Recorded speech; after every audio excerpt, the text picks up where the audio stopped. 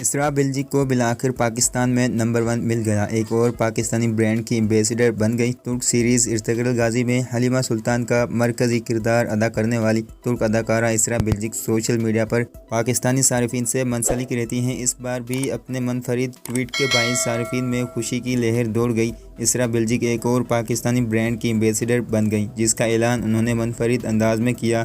اسراء بلجک گزشتہ ہفتے ٹویٹ کیا کہ انہیں پاکستان میں اپنا نمبر 1 مل گیا ہے، جس نے پاکستانی شائقین کو شش میں ڈال دیا تھا، اور ان کا یہ ٹویٹ پاکستانی سوشل میڈیا پر ایک گرما گرم موضوع بن رہا تھا۔